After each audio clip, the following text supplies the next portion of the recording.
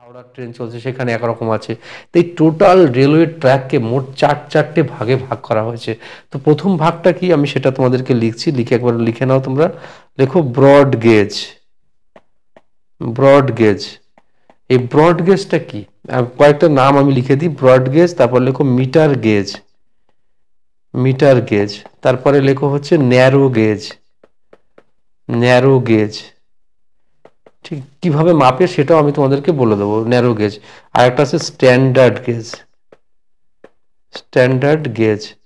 প্রিয় স্টুডেন্ট, এই যে ব্রড গেজ মানে এইটা আমাদের দেশের প্রায় 90% ট্রেন লাইন এই ব্রড গেজের মতো রয়েছে, ব্রড গেজ রয়েছে। তো কি ব্রড গেজ কিভাবে আমরা মানবো? মনে করো আমি তোমায় এখানে বলছি, মনে করো এইটা রাস্তা, একটা এই একটা রাস্তা, এই যে এর মাঝখানের যে ডিস্টেন্স এটাকে গেজ নির্ণয় করা হয়।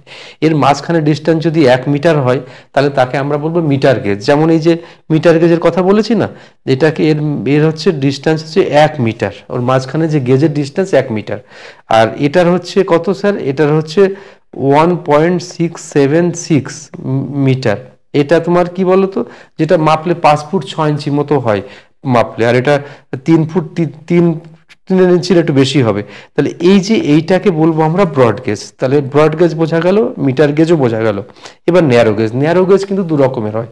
একটা দেখো 0.762 মিটার একটা, আর একটা হচ্ছে 0.610 মিটার। এইটা হচ্ছে, তাহলে গেজ সম্পর্কে ধারণা হয়ে গেল তোমার। কি বললাম? ব্রড গেজ, মিটার গেজ, আর হচ্ছে ন্যারো গেজ।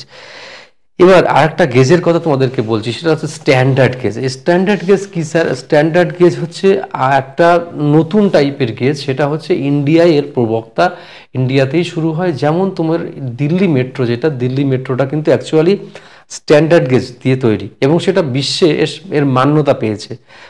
যখন তখন যে কোনো গেজ বানানো যায় না, কারণ গেজের উপর দিয়ে কীরকম ট্রেন যাবে বা বগি কীরকম বগি তার নির্ভরতা আছে। যেরকম মনে করো আগে নবদ্বীপে একটা ট্রেন চলতো, ওখানে মায়াপুর নবদ্বীপের ওই দিকটাতে, সেখানে ট্রেন দেখবে সরু রাস্তার উপরে, ওটা কিন্তু ন্যারো গেজ ছিল।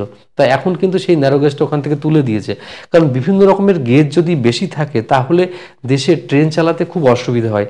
তাই এখন সরকার চিন্তা করেছে ম্যাক্সিমাম ক্ষেত্রে যাতে ব্রড গেজ করা যায় সব। তাই তবুও এই গেজগুলো আমাদের জন্য ইম্পর্ট্যান্ট, পরীক্ষাতে বিভিন্নভাবে আসে। তো স্ট্যান্ডার্ড গেজের লেন্থ কত? 1.45 মিটার। স্ট্যান্ডার্ড গেজের লেন্থ কত? 1.45 মিটার। তাহলে এই জিনিসগুলো একদম ক্লিয়ার হয়েছে। এটা ওয়ার্ল্ড ওয়াইড কিন্তু অ্যাকসেপ্টেড করেছে, আর দিল্লি মেট্রোতে এটা প্রথম শুরু হয়েছে। তাহলে গেজ সম্পর্কে আমাদের ধারণা মিটেছে। বোঝা গেল তো? ক্লিয়ার একদম। চলো।